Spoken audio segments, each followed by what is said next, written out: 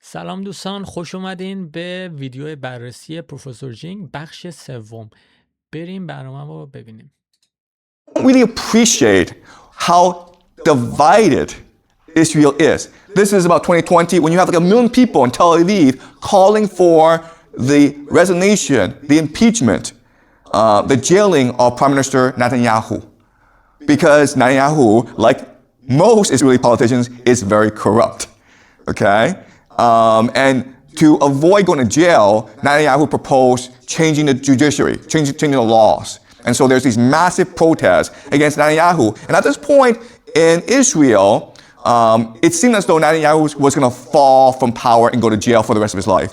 But then, of course, October 7th happened. Okay? October 7th happened. And then Israel is now in permanent war. That gives him. خب دوستان، اینجا یه نکته رو من خدمتتون بگم که اون کشوره و افرادی که توش کار میکنن اصلا مهم نیستن. دنیا رو یه سری افراد خاص کنترل میکنن که از اون کشوره به عنوان ابزار داره استفاده میکنه جهت جلو بردن منافع خودشون. پس افرادی که توی اون کشور الان میبینین دارن اعتراض میکنن اصلا اهمیتی نداره و مسئولان اون کشور فقط دارن اون اهدافی که توی دنیا هست میبرن جلو و هر اتفاقی لازم باشه رو میتونن به وجود بیارن، مثل همین اتفاقی که حالا چند سال پیش افتاد و همون اتفاقی که حالا طوفان نمیدونم چی بود اسمش، اقصا چی بود. بریم بقیه‌اش رو ببینیم. Emergency powers, okay? All right. To give you a sense of how divided Israel is, let's look at the Knesset, which is their parliament. Guys, this is a lot of political parties. And as you can see, none of them are dominant. Okay? The biggest, Likud, which is Netanyahu party, it has about 30 members. But it cannot rule by itself, therefore it has to join with other political parties. Okay? It has to be a coalition. But look, you look at its enemies. Well, its enemies also have a lot. So it seems as though Israel is an extremely divided society, and it is. Okay? People don't really appreciate this. You know, a lot of people talk about a Jewish global conspiracy. What people don't really understand is the Jewish people have never, ever gotten along. So you go back to the time of Jesus, and there were like 3 major factions in Jerusalem. They were the Sadducees, there were the Pharisees, and the Essenes. They all hated each other. In the year 70, the Romans sent a huge army to destroy Jerusalem.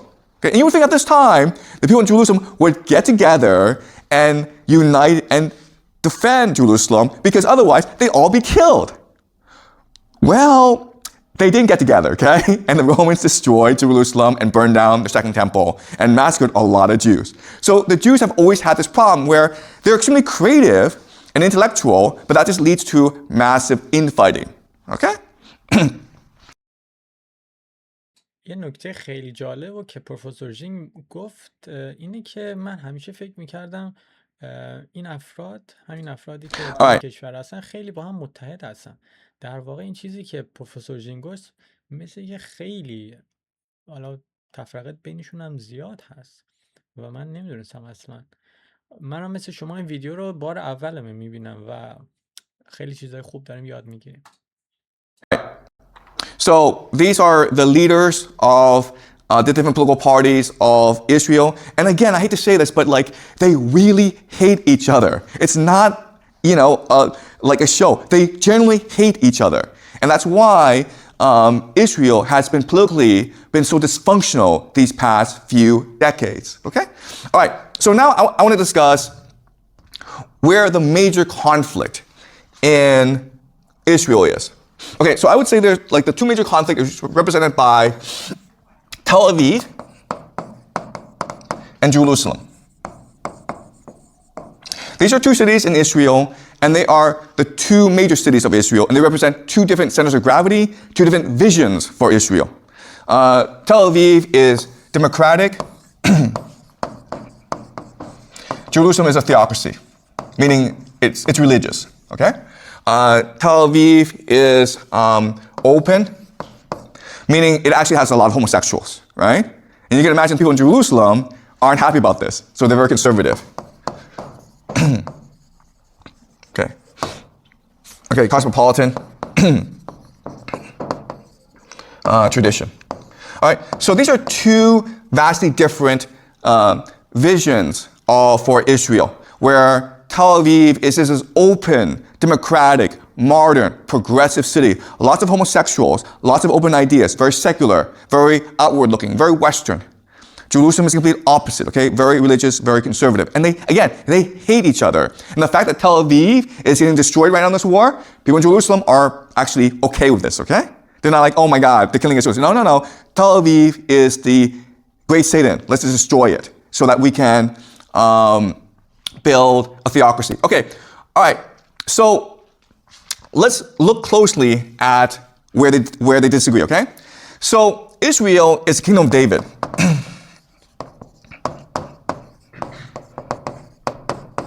Okay? But Tel Aviv and Jerusalem perceive David differently. Okay? So for people in Tel Aviv, David was the king when Israel was at the height of its glory, when it was an open, cosmopolitan, creative, innovative empire. And that's what they want Israel to be. The people in Jerusalem see David as a different person. They see David as primarily a poet prophet. And they see David as the exemplar, as the favorite of God, because he redeemed himself and repented himself in the eyes of God, okay? So redemption and repentance, all right? And what they focus on is a story of David, where David is king, and one day he wakes up and finds he's in love with Bathsheba. And so he basically has sex with Bathsheba. Bathsheba gets pregnant, and that's a problem because Bathsheba is married to someone else, Uriah the Hittite. So what does David do? David has him killed, okay? And David can do this because he's king. But God finds out and sends the prophet Nathan to tell David, you've sinned. And at first David refuses to admit that he's in the wrong. But then his child with Bathsheba dies. And David falls into tremendous grief. And every day he's praying to God for forgiveness. He's asking for redemption. He is repenting. And God forgives him. And in this process, not only does David become a better person, but he becomes united with God. Because now they're best friends. Now they talk every day. And that's what بچه ها چیزی که اینجا جالبه، من اصلا نمیدونستم مثلا حضرت داوود چنین اتفاقی براش افتاده. جالبه ها. ببینیم چی میگه. The vision that people in Jerusalem have for Israel, a nation that engages in redemption and repentance. They don't care about this war. They don't care about Iran. They don't care about the United States. They don't care about the Greater Israel Project. They care about the Jews finding God again and being loyal to God. And that is what will bring peace to the world, okay? That is how they see the world. This is how they perceive things. They believe that in every person there's a divine soul, okay, that comes from God, but it is trapped in the animal soul, okay? So Tel Aviv is the animal soul, and this is the divine soul. All right? So what the animal soul is, you seek material comfort. You want to have sex. You want to get drunk. You want to party. You want to drive a Ferrari, okay? This is all animal. But inside of you is the divine soul that only seeks to be with God, okay? And so we are constantly in a struggle between the animal soul and the divine soul. And so from their perspective, Tel Aviv represents the animal soul of Israel. Jerusalem represents the divine soul of Israel. So it's okay if they really destroy Tel Aviv. Good. Also, they recognize that war is good because if people really want to find God again, they need to suffer. They need to lose everything before they recognize the glory of God, okay? So think of the book of Job.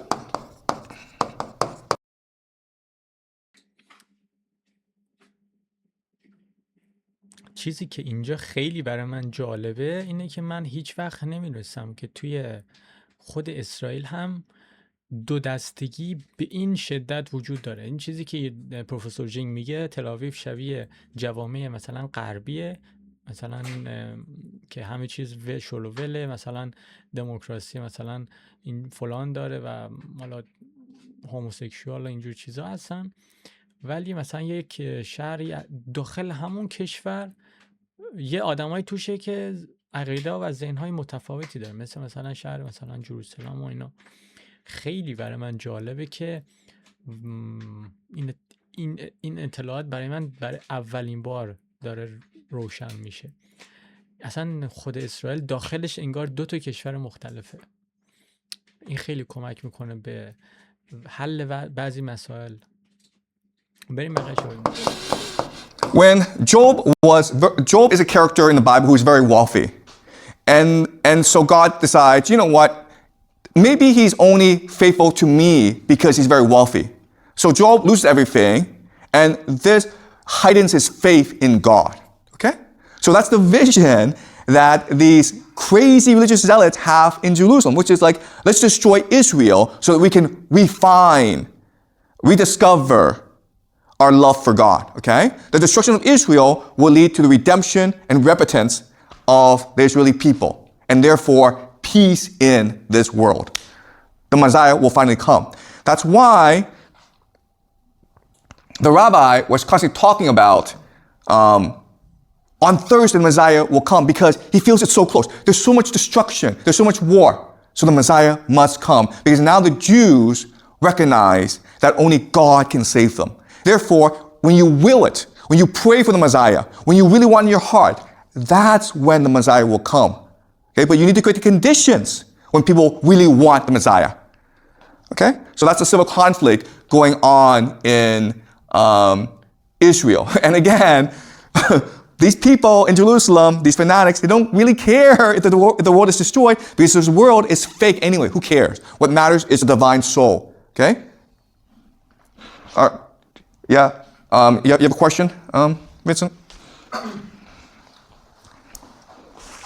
Like you said that Messiah is coming today, which is Thursday, and like... No, I didn't say that. I didn't say that. The rabbi said that. Oh, the rabbi said that like the Messiah is coming today, but like, will the coming of Messiah really affect China and those countries, or is all their personal beliefs? Okay, listen. I know this is hard for you guys to understand, but China doesn't matter. Okay, only Israel matters. The United States, China, Russia does not matter. The only thing that matters is Israel. Okay, only matters is the people in Israel, the Jews. Their spiritual state will determine the fate of the world. Once the Jews unify with God, then peace and prosperity will come for the rest of the world. Okay? All right? Okay, so now I want to talk about Iran. Okay? This is the political government structure of Iran. Now, one thing to notice is that it's very complicated. Okay, it's divided into the religious aspects, okay, assembly of experts, and the secular aspect, which is the government. Okay, so it's a government, but the Islamic clerics are at the very top, and this is the dual identity of Iran. Okay, and this is their last presidential election, and as you can see, it's a pretty divided country, where people in the middle voted for Jalali, but people in the outskirts voted for Pezeshkian, okay? خب دوستان، همونطور که من اول ویدیو هم گفتم، یکی از نقاط قوتی که ایران داره وجود 2 رهبره. یک رهبر رئیس جمهوره، یه دونه رهبر دینی، و این باعث میشه که ایران 2 برابر قوی باشه. این نکته بود که پروفیسور جینگ گفت. بریم بقیه ویدیو. So there's a lot of conflict in Iran, not just political, religious, but also ethnic as well. All right, so let me explain very quickly what I see is the major divide in Iran, okay? So of course you have the Islamic theocracy, and they're in conflict with secular nationalists.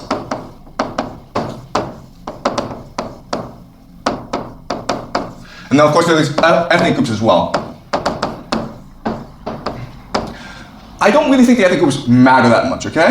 What really matters is the conflict between the secular nationalists and the Islamic theocracy. Right? So basically the rural-urban divide. People are well educated and want to see Iran as a secular state that promotes democracy and progress in science versus these religious individuals, okay? Now, what happens is that in a war, you become more extreme. So what will happen is that this Islamic theocracy will transition into Shia eschatology or martyrdom, okay? Where they think that this war is about having a 12th Imam, Mahdi, who is basically the Messiah, return to lead them to war against the great Satan, which is Israel and the United States, okay? So over time, the Islamists will become much more radical. This will force the secular nationalists to also become much more radical as well. So they will become Persian exceptionists, okay? Well, what this means is that Persian exceptionalism, which just means that Persia is the greatest civilization in human history, and therefore it is worth dying for, it is worth fighting for. The survival of the Persian civilization is much more important than the survival of the Iranian state. Okay? So, the great دوستان یه نکته خیلی خوبی که پروفیسور جینگ بهش دقت کرد، گفت که اگر که کشور ایران مورد حمله و جنگ قرار بگیره، توی ایران ما 3 تا گروه آدم داریم. یه گروه هایی که خیلی گروه های اسلامی هستن، گروه هایی که خیلی وطن پرست هستن و گروه هایی که گروه سوم هست که گروه های مثلا مثل لور هستن، بلوچ هستن و اینجور حالا چیزای دیگه. وقتی کشور جنگ میشه، گروه های اسلامی روی میارن به دیگه بدترین حالت ممکن که میشه همون ظهور امام مهدی هست. گروه هایی که وطن پرست هستن میان به آخرین حالا ورژن خودشون روی میارن. بدترین حالتش اینه که ما ملت مثلا پرشیان ایمپایر هستیم، امپراتوری مثلا ایران هستیم، 4-5 هزار سال عمر کرده و الان باید نگرش داریم و این باعث میشه که این 2 تا گروه با هم متحد بشن و گروه سوم هم قطعا باشون میاد. راجع به اینجور چیزا داره صحبت میکنه. خیلی جالبه، بریم بقیه‌شو گوش بدیم. question for the Iranians is, are they able to reconcile the differences between these 2 strands of the culture? Or will this lead to civil war in Iran, okay? We are seeing civil war in Israel, we're seeing civil war in America. Iran cannot afford to fight a civil war at this time because they're being bombarded by 2 very powerful nations, the Israel and America, okay? But unfortunately, the law of proximity teaches us that people are much more interested in their own internal conflict than the outside global conflict, okay? And so this understanding now gives us, helps us answer the 3 big questions of today, right? How are these leaders getting killed? Why are they getting killed? And what will this mean for the rest of the world, okay? And دوستان عزیز، من یه نکته رو اینجا بگم.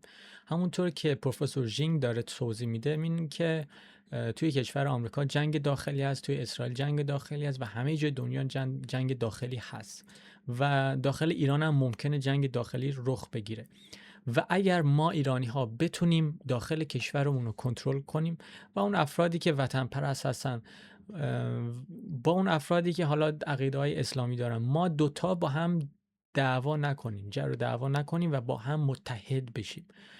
من روی صحبتم بیشتر روی دوستانی هست که طرفدار پهلوی هستن، طرفدار حالا سلطنت هستن، پادشاهی خواه هستن، سلطنت طلب هستن و این سری افراد الان موقع حساب کتاب نیست. الان موقع جنگی هست که بین ایران و اسرائیل و تمام دنیا با ایران هست. اگر ایران ضعیف بشه و یکی از این کشورها بر ایران غالب بشه، قطعا شما هم نمیتونین سهمی آنچنانی از ایران داشته باشید.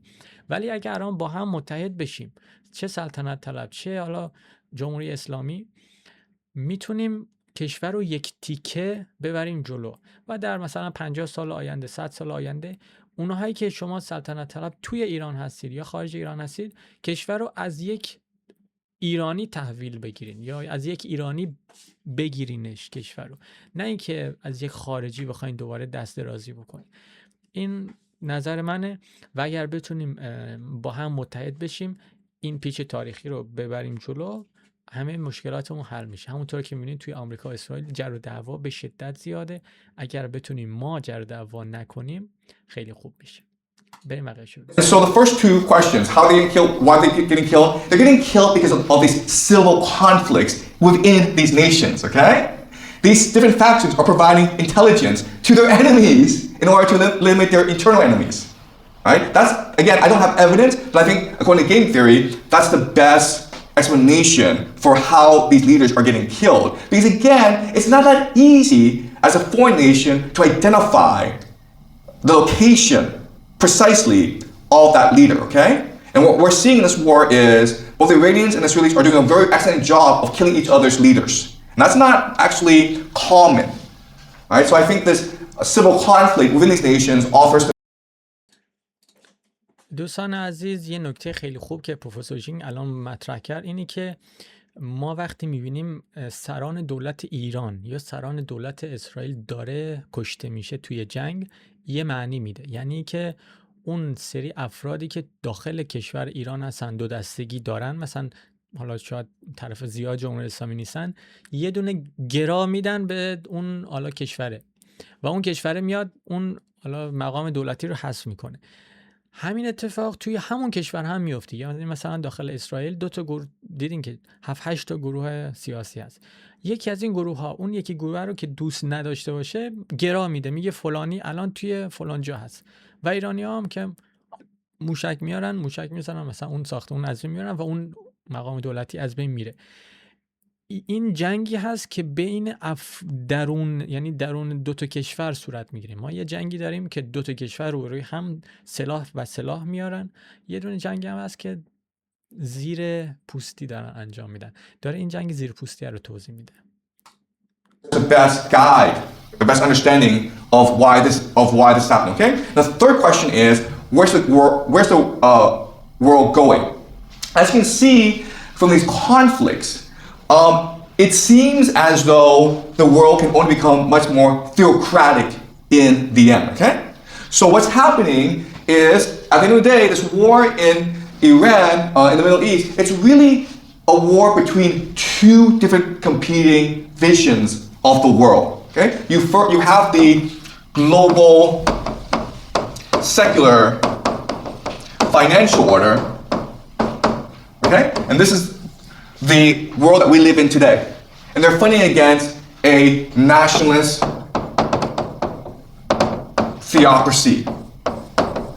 theocratic order. All right? So this is what we can expect for the next 5 to 10 years, where Iran becomes much more theocratic and extreme and nationalistic. Israel abandons democracy and embraces theocracy. America will also abandon democracy and embrace theocracy, because that is the general trend of the world. Okay? دوستان همونطور که دیدین و همونطور که من اول ویدیو گفتم، وجود رهبر دینی چقدر میتونه مهم باشه. چون جنگ هایی که توی قرن 21 و به بعد داره شکل میگیره همه تماما جنگ های دینی هست. پس وجود رهبریت در ایران به نظر من از قبل هم خیلی لازم تره. همونطور که دیدیم پروفیسور جینگ گفت آمریکا داره حکومتش از دموکراسی به حکومت دینی تبدیل میشه، اسرائیل حکومتش دموکراسی بوده الان داره تبدیل به دینی میشه و ایران هم حکومتش قبلا دینی بود و باید دینی رو حفظش بکنیم. دوستان الان بحث این نیست که از حالا اسلام متنفر باشیم یا متنفر نباشیم یا دینی باشیم یا دینی نباشیم.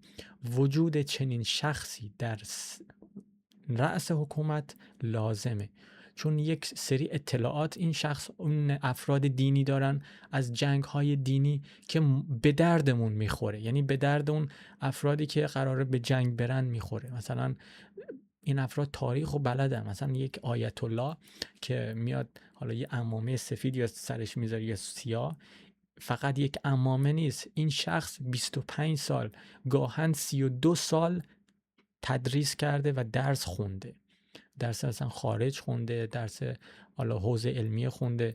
خیلی از کتاب‌ها و متون کتابی رو حفظ هستن اینا و خیلی میتونن کمک بکنن و طرفدار گروه خاصی نیستم، ولی صرفاً وجود چنین مهره‌ای در رأس حکومت خیلی میتونه کمک بکنه که ما کشورمون رو حفظ بکنیم.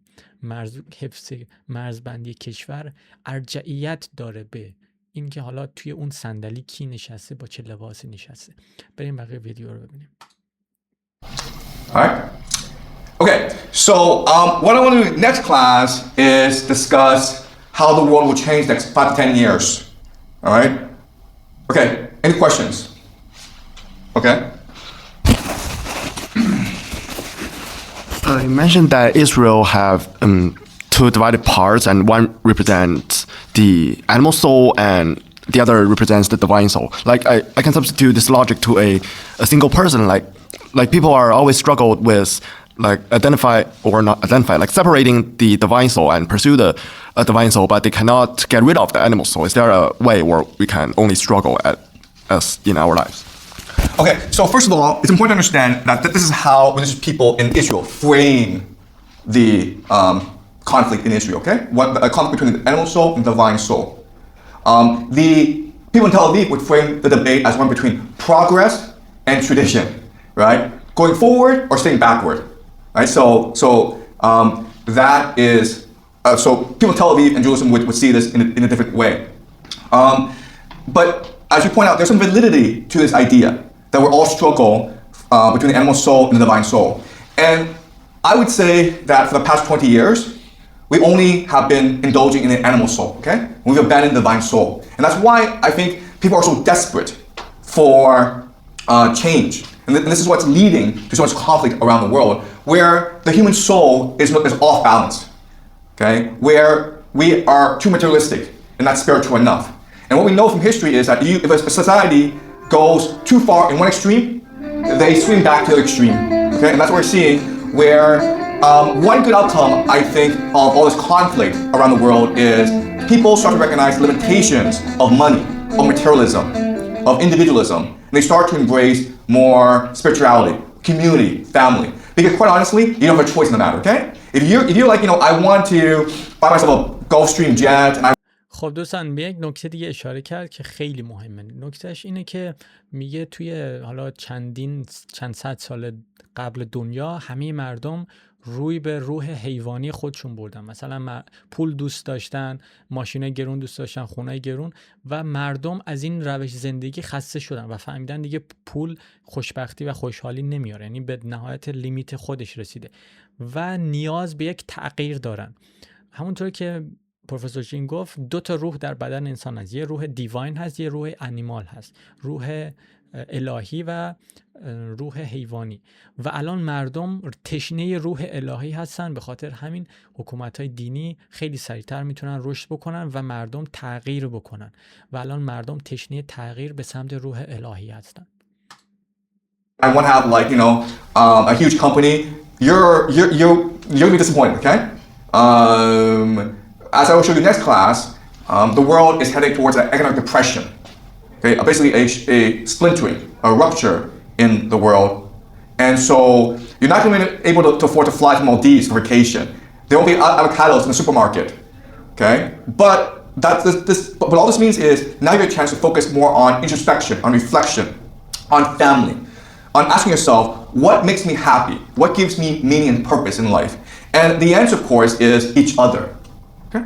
And maybe this is a good thing. Maybe this is the intention of the universe. Maybe, as the people of Jerusalem would say, this is really the plan of God. Okay? And it's unfortunate that all this war and suffering is happening, but again, what a lot of people who are religious will tell you is, we can only find redemption through suffering and through pain and through tragedy. All right? Okay? Any more questions, guys? دوستان، نکته جالب دیگه که پروفیسور جینگ گفت اینه که الان همه مردم، الان دیگه دنیایی شده که دیگه مثل قبل نیست خیلی دنیای پولداری باشه، اقتصاد رشد بکنه. از این به بعد دنیا سمت سوی داره که اقتصادها همه رو به رکود هستن و مردم رو به فقیر و فقیر و فقیرتر شدن هستن و این باعث میشه که مردم روح الهی خودشون رو یعنی پیدا بکنن و خوشحالی و خوشبختی رو بودن در کنار خانواده ببینن.